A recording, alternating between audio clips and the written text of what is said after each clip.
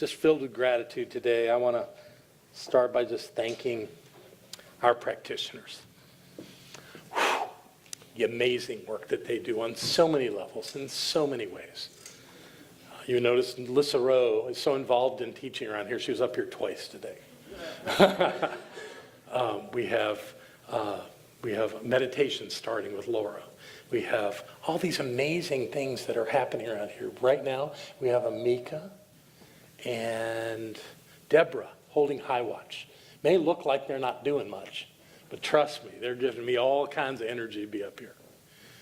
We've matured in that way. They used to just throw energy back and forth at each other. Not these two, but practitioners in general. So, but now they just hold this incredible consciousness while we do our work here. I am grateful for all of you practitioners and all the good work you do here. Thank you. Yeah. So obviously, coming back from the beach, we had a great time. You can always tell how good my beach trip was by how deep my tan is. We had a good trip. It was fun. And always to be able to spend my entire day just being with the woman that I love makes life worthwhile. Yeah. Consciousness. Have you heard that phrase? Consciousness is everything. That's a pretty big statement. Consciousness is everything? Yeah. How does that work? That consciousness is everything. Well, the easiest way to respond to that question is with the symbol that's up behind me, the symbol that represents the creative process. The top of that symbol, the circle, the top section of it refers to consciousness. Consciousness. Now, there are these other elements of it. Obviously, there are two other sections in that circle. There's the middle section, which we call law. It's also called subjective mind. And what it does is it takes that consciousness and turns it into something, things. That's the bottom part of the circle. So if you think about it that way, everything starts with a thought. Thought precedes form. Thought precedes reality. Consciousness is the foundation of everything. So nothing exists without having been thought, having been believed, having been known. That's how things exist. And I have an interesting take on this idea of creation, that there's nothing static about creation. It is a constantly moving thing. And that's true, even in the world of form, in the world of effect, in this physical reality that we're in, everything is malleable. Everything has the ability to change. Why is that? Because you can have a different thought. Change your thinking, change your life has been the motto of this movement for generations. The idea that our thoughts is what guides everything going on in our lives. That being so, the big question is, why are we still struggling? Ever with anything. If we have within us the ability with our thinking to shift any circumstance, any situation, any condition, any physical form.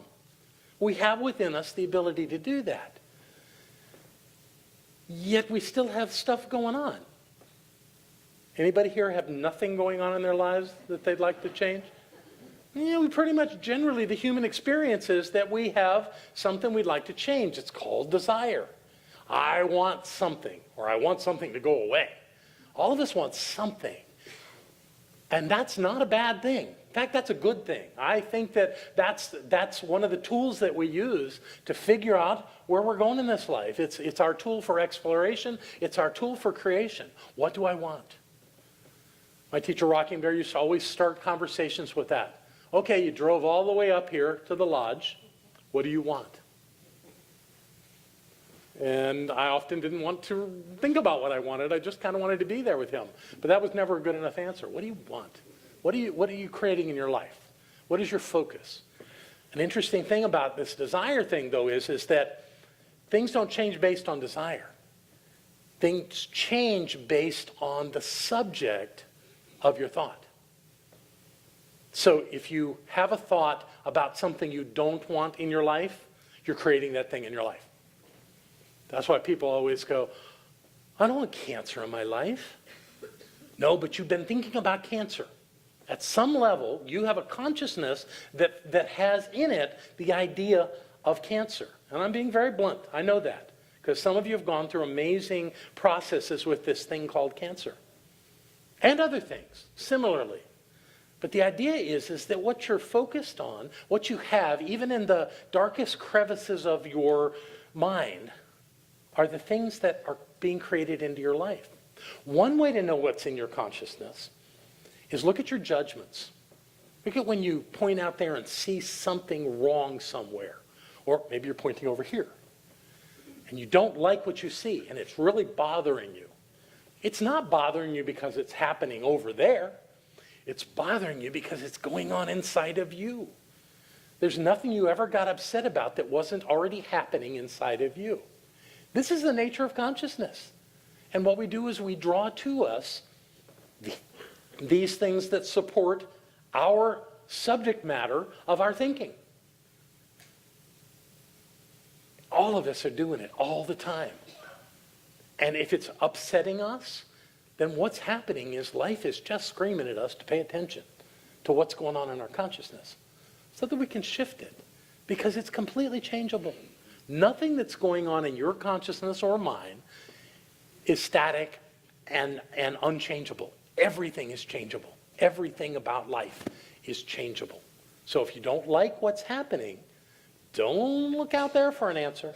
It's happening at the point of you, at the point of me, for me. And I'm learning that again and again every day. Now, so what can you do with that? So is that if that were easy, if that were just the thing that we do, then we would simply say, yay, that's it, and we'd change it and move on. But that isn't the way it works. Because what I'm learning is that we as human beings have our own nature of consciousness. We have the way we function in the world. And it happens over and over again. That we draw things to us because of the nature of our consciousness. If we have a nature of lack, if our consciousness says there's never quite enough, then we will continue to create situations where we're yearning for something more, feeling unsatisfied, incomplete with our lives. So look at that. If you find yourself always thinking you can't quite get where you want to go, or if you get there, then it's not what you thought it was, you may have a consciousness right now of lack. You may have a consciousness, a judgment is the same thing. If you have a judgment of things, that's telling you that is the nature of your consciousness right now. That something in your consciousness is holding you at the place of finding fault in others, trying to dispel it and keep it away from ourselves, but the place it exists is right where we are. It's good to look at these things. It's good to look, because much of what's going on in our consciousness is kind of hidden from our conscious awareness. I know we're using the same words, but it's there. It's got to be there, because the one absolute thing I know about life is that what's going on in your world is happening inside of you. It's happening inside of your thinking. When you look at the mind of God as a singularity, we all have the same mind. Yet it shows itself with our preferences, our way of seeing the world, our way of being in the world. But it fits perfectly like an interlocking puzzle with the people around us, because there's only one mind. So that when we have something going on in us, the person that's in front of us getting our attention is a reflection of that that's going on in us. And likewise, in many cases, we're a reflection of them. Now, I don't want to say that's an absolute, because I know that there are some people that can just piss me off and they don't care. So I'm not in their consciousness that way. And that's okay. That's all right. But they're serving my needs as being a reflection of what's going on in me by awakening me to what I'm experiencing. The emotional state that I'm in, I'm creating. The emotional state that you are in at all times and all ways, you are creating. And there's no exceptions on this. This is absolute. I love the fact that we call our teaching the science of mind. It's called a science because it's provable over and over and over again. And that's what it is. Now, oftentimes we're not paying enough attention to know that that's what's going on. But then that mirror happens to remind us of what's going on. I mean, when Troy or Tracy look in the mirror this morning, they know they had all their hair cut off. And that's fine. That's wonderful. Good for them. And everything else that's happening in my life and in your life is the same. Everything that's coming at us is a reflection of what's going on the inside. That's the nature of consciousness. The beauty of it is we're never stuck with the way things are, ever. Everything is malleable. Everything is changeable. So if you don't like it, what should you do? Well, most people think if they're in a relationship and they don't like it, the thing they must do is get away from that person. And sometimes that is the prudent thing to do. But many times, a simple change within us individually will create a change out there. And that person that was so annoying can suddenly be delightful or gone. And either way works. Really, really. But the annoyance factor is not happening over there. It's happening at the point of us. There was a guy that used to come here that annoyed the dickens out of me. It was just, every time he spoke, I cringed. And I know I wasn't the only one, but that was real for me. And then I had the opportunity to be with him in a personal environment where he shared his story. God, his story just made my heart crack open about not being wanted as a child, being turned away, being in foster care over and over again. And I thought, you've had a rough road, my friend. After I got that and shifted my paradigm on who he was, the shift didn't happen where he was. He didn't change a hoot. I changed. And suddenly when he would speak, I would listen. And I would love him. And he was a member of this community and he's moved away. But he was an important teacher in my life to show me that when something doesn't feel right, it's not them. It's me. It's my work to do. And when I do my work, I get a better life. Things turn out a different way. I love to do that. I love to feel that and to get every day that I'm really in charge of this. And there are times I forget. Yesterday morning, I get up out of bed before Barbara on a regular basis, and I go up into the kitchen and make coffee. And we have our special brand of Starbucks that we really love, and I make a pot of Starbucks. It's the Veranda Blonde. That's good coffee. So I'm scooping the coffee and putting it in the basket. And Barbara, who, as I said, normally isn't up, I usually bring her coffee in bed, comes up and I turn around, and she's got her arms open wide, wanting a hug. And I knocked the open container of Veranda coffee onto the floor and went, I don't want a day like that.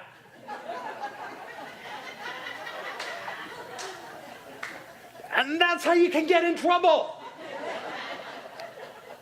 It was just a little coffee ground. But in that moment, it was everything. So Barbara came over and moved me away and said, everything's fine. And she picked up the coffee, and she went and got the little broom and dustpan, and she cleaned it up, and then she got a wet cloth, and she cleaned up the floor. There was nothing left. It was just like it had been before. And she couldn't have thrown away a spoonful of coffee for all of my carrying on. And then she put her arms out again. Which says to me that even when I screw up, I have a consciousness to get it back. And we had a great day yesterday. And it's my belief is that we create out of those moments. We make our choices. We make our choices. Is this going to be a disaster day, a crazy day? Is this going to be a wonderful day? Is life going to just shine and sparkle? Our choice, always, because it all starts at the point of our consciousness. So this is what I'm inviting you to do in your life. Start your day by claiming you're good. Start your day by knowing that this is going to be a fantastic day. That same thing we do, today is the best day ever, today is a happy day, those seem trite at times when we say them over and over and over again. They become cliche. But the truth is about cliche is that it usually is based in some level of truth. And I believe that when we choose those kinds of thoughts to have our day, we get that kind of day. And when we wake up suspicious, confused, angry, upset, afraid, that's the kind of day we're going to have. You know, we move from that consciousness of sleep. Isn't sleep wonderful? Into our day. And if we don't bridge that gently and lovingly and with power and awareness of who we are, we're going to have whatever day randomly comes out of our consciousness from those little recessed areas. Don't do that. Be aware of who you are. Be aware of what you're calling into your life. Let those desires be your guide, your compass for the day. Know what you want. Don't focus on the wanting. Focus on the having. And do something today, whatever that day is, to make that happen. And when I do that, my day goes pretty well.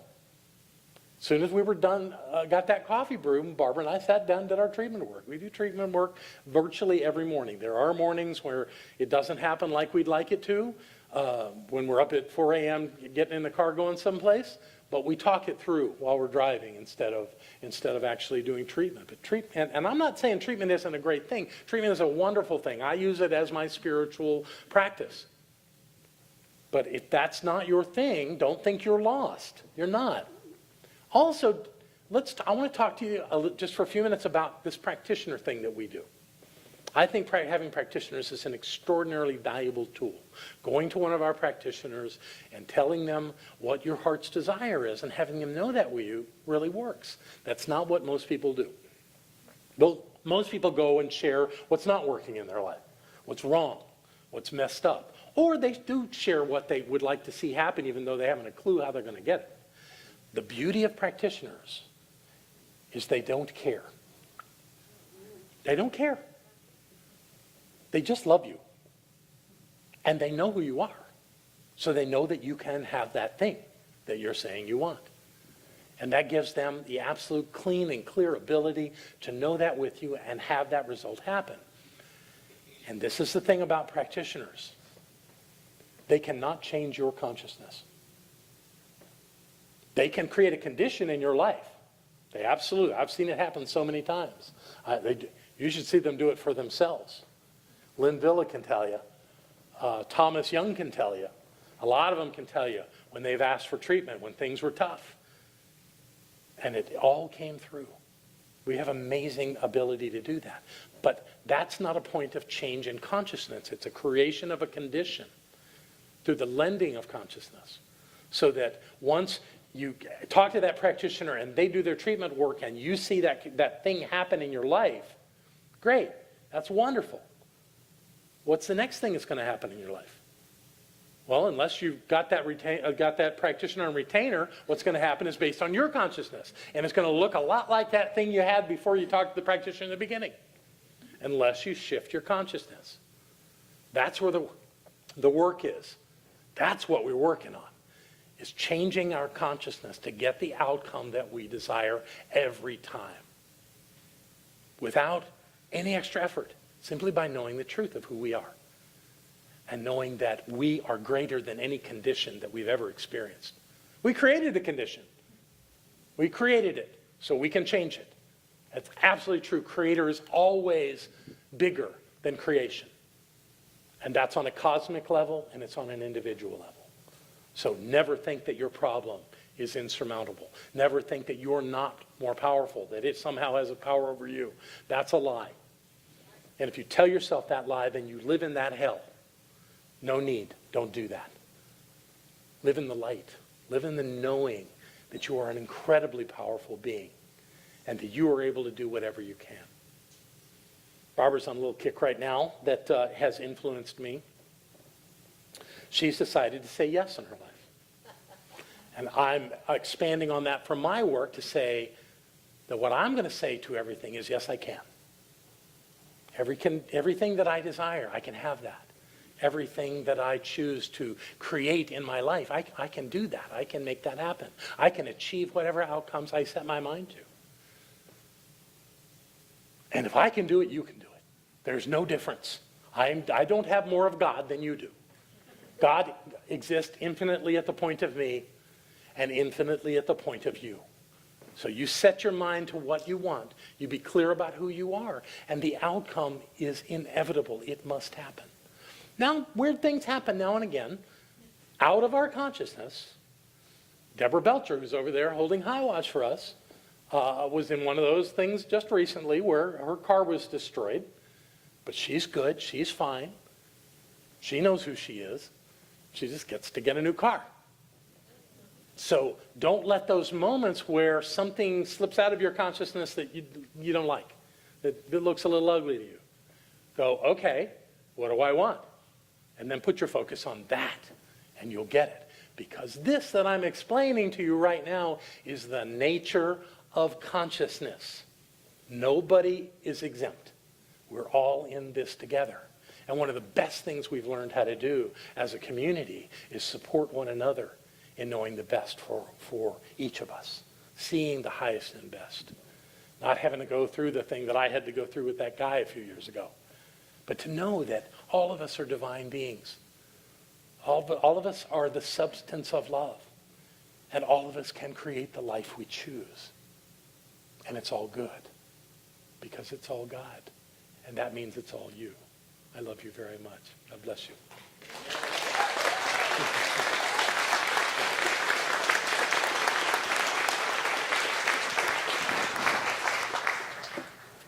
Thank you, darling. So, if you're here at Center for Spiritual Living Asheville for the first time, if you would raise your hand, let us welcome you. Let us say what a great idea you had to come to this center today, because when you come to this center, your life gets changed. You have more money, you have more friends, you have better opportunities. Welcome, welcome, welcome. Welcome, welcome, welcome, welcome, welcome, welcome. And you get healthier, and it's just amazing what happens. Because we are not physical beings, we are energetic beings. And when we come together with a positive idea that says we are bigger than any of our problems, that there's a solution to every question, an answer to every question, then we start demonstrating that in our lives. So welcome to Center for Spiritual Living Asheville. I'm delighted that you came, and personally, my life took off the moment I heard these teachings, and I've never looked back. So I'm delighted that you came. These people have a gift for you, and if you want to know what's going on at our center, you can give us your name and address, and we'll let you know great things like my class tomorrow night. It's going to be sizzling, baby. And if you want email only, just check the email, and we'll send you wonderful e-news every week. But I'm really glad that you came, because we don't have to suffer, and we don't have to struggle, and we don't have to be poor and sick and helpless and hopeless. We get to be powerful, creative, spiritual beings alive and well on planet Earth. So let's jump in and do that together. And now I'd like to invite our prosperity acceptors to come forward, take out what you're going to give, and while they are coming forward, what? While they're coming forward, I want to talk to the people watching online and invite you to click that Donate Now button that's on the website page that you are on. It'll take you to our PayPal account, and you can participate in the support of this wonderful, wonderful group that sends these teachings out to the entire world at no charge for people to develop consciousness and lives that are amazing. Thank you for being a part of all that we do here at this center. And I like to take the gift. You know, it's amazing. I get these notes all the time. Been watching all your Monday night classes. I saw the celebration. Everything's changing in my life. Thank you, thank you, thank you for putting this out there so that I could find it. Hundreds and thousands of people. Thank you, thank you, thank you to you for putting this out there so that they can find it. It's wonderful. What I know is that God is the source of all. That spirit is infinite supply. moving in and out of our lives in love and grace and prosperity and health and wholeness of all kinds. And I know that as that flows through our lives, we are blessed. That which we give this day is blessed. And everywhere that it touches, in this center and beyond, is blessed. Because it's all consciousness. It's all love. It's all light. It's all life in ever-increasing supply and flow. And so I know that each one of us comes together this day to make this Center for Spiritual Living Asheville all that it was ever meant to be. It is a place of peace, a beacon of light, a tower of strength, and a fountain of wisdom that touches the lives of all who call it home. And we'll repeat our investment affirmation together aloud. We freely and joyously give from the abundance and fullness of my overflowing wealth, knowing my gift goes with love as it touches and blesses the world. And so it is.